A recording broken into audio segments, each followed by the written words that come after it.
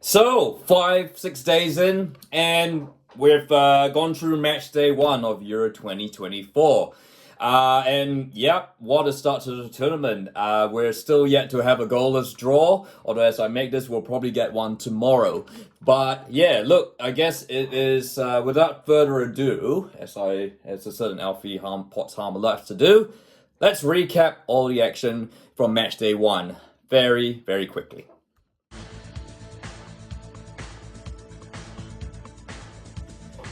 So, yeah, Scotland, any hopes of Scotland creating an upset against Germany were pretty much extinguished very early on in the game.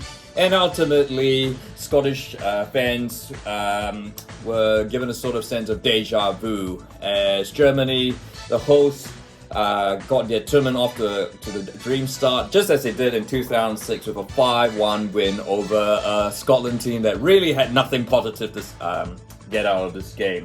Yeah, it is looking like it's going to be a mountain to climb for the Scots yet again. As for Germany, well, all the players that you want scoring goals like Musiala, Wirtz, Volkrug, Havertz all scored goals, and yes, I mean even Rudiger got on the score sheet, albeit from the wrong side. So a good start from Germany, but I'm not.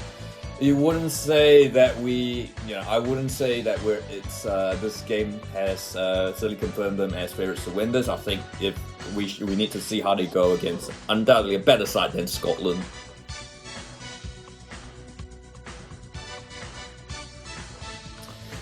Hungary, where everyone's dark horses. Well, I think it looks like they got dark horse curse again as the Swiss put them to the sword 3-1. Even Mbolo scored, and he doesn't normally score goals.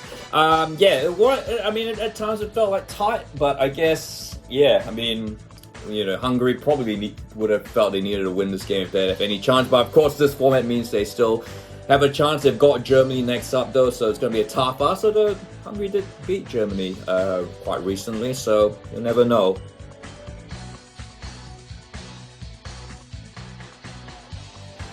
Spain, Croatia, well, they've met a couple of times, and the Spanish fans have always had some dread with this game, but this time though, I think all that dread was sort of vanquished by halftime as Spain's kids put them to the sword.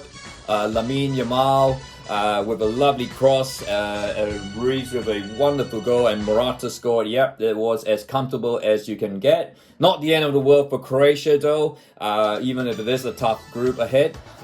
But yeah, certainly they will need to improve, while Spain, once again, will be, after this performance, will be considered favourites to win the tournament, even though it's still a long way to go.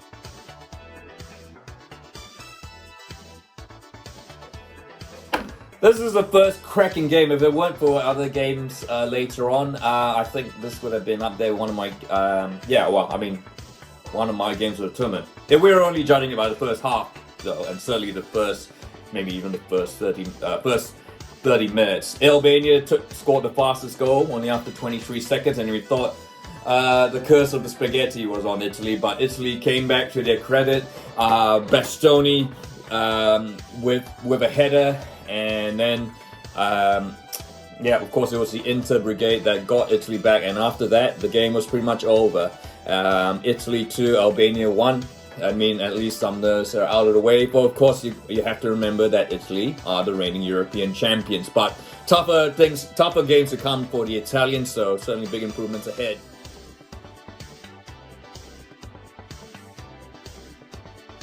Well, this is, the scoreline, I guess, doesn't reflect that really. The Dutch should have won this at a canter. They had heaps of chances, but again needed Wout Weghorst to save their bacon against a disciplined, solid, maybe slightly uninspiring Polish team.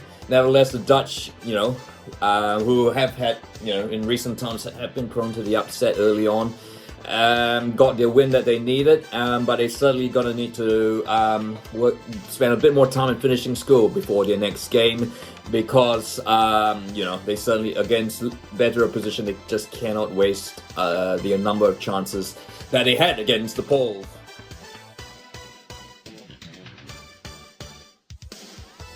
Well, yeah, to be fair, it's not really a surprise that the Danes just got a draw against the Slovenes.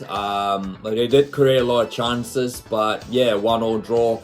See Denmark, I guess, yeah, they sort of got the same problem as the Dutch in that they seem to be creating a lot of chances, but they can't score them. And of course, ultimately, they didn't get the second goal, and Slovenia got a 1-1 draw. A result that, will certainly please English and perhaps to a certain extent the Serbian fans.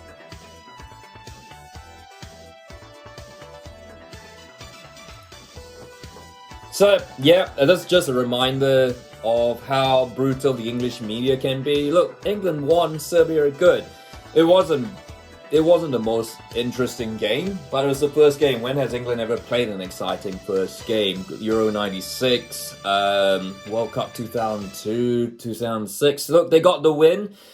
Jude Bellingham will probably end up carrying this team, but Serbia, I think, could be a team to watch. They certainly create a lot of chances, and I think they will I think they will get a lot of confidence from this performance.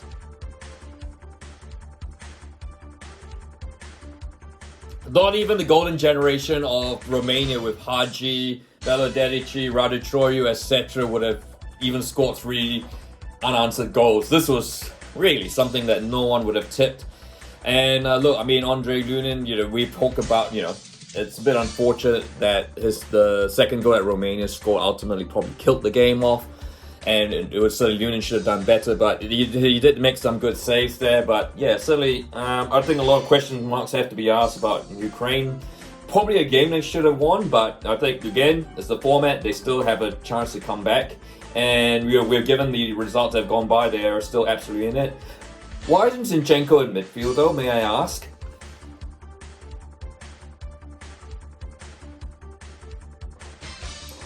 Oh boy. So it seems like the Low Countries and neighbor Denmark just cannot seem to find the back of the net. Although it has to be said, Belgium, the VAR didn't seem to be on Belgium's side, but Lukaku missed the sitter, and Slovakia.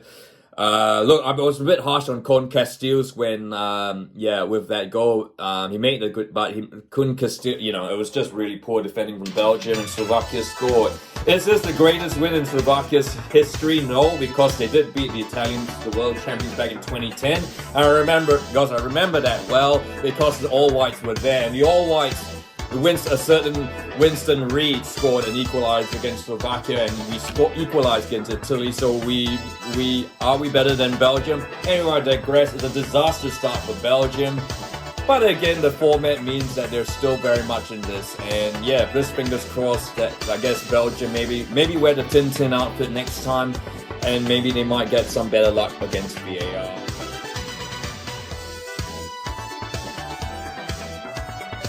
This was a good game. I think, there were lots of chances. I think this was a game that pretty much lived up to everyone's expectation. Rangnick with his gegenpress in Austria. And I think Austria were very unlucky not to get a point out of this. And France by contrast, not quite at their best. And there'll be concerns about Mbappe's health. Of course, he's got a broken nose. I imagine he'll be playing with a similar mask, not dissimilar to that Bart Simpson had, which needed the terror sweats. But look, I guess positives of France, Conte is back. Certainly, I think, they'll be happy they got the win, but they're going to have to really improve if they are to justify their tags as the favourites to win Euro 2024. Oh, and yes, I should mention Austria, because they were unlucky enough, but I think with the format as it is, they're simply not out of it. They've got Poland next, so and I can see them getting a result against the Dutch, possibly even beating them. There's a lot there. They created enough chances, I think, and certainly a team to watch. That's a real dark horse there.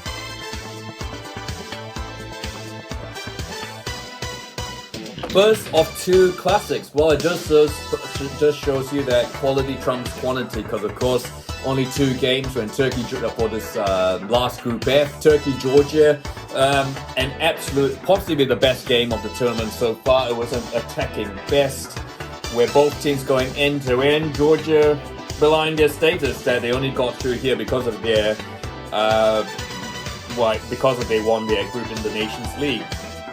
Turkey, well, I think this is, if no one knew who Arda Güler is, they do now, and excuse me, apologies if I got that pronunciation wrong, but yeah, certainly the goal, currently in pole position for goal of the tournament, but there was an absolute belter early on in this game. Turkey winning, well, another dark horse maybe, we shall see.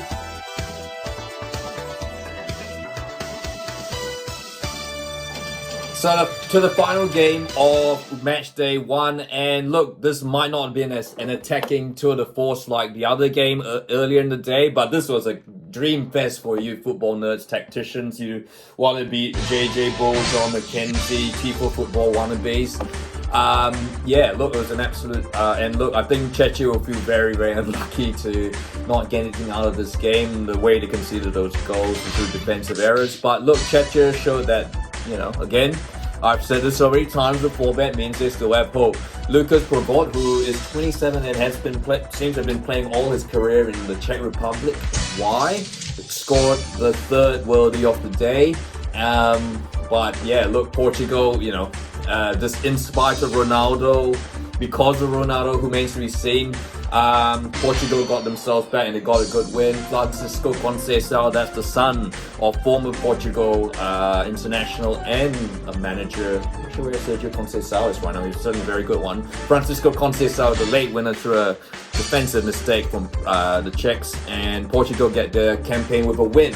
But yeah, which is good because I think this could be a slippery group for them.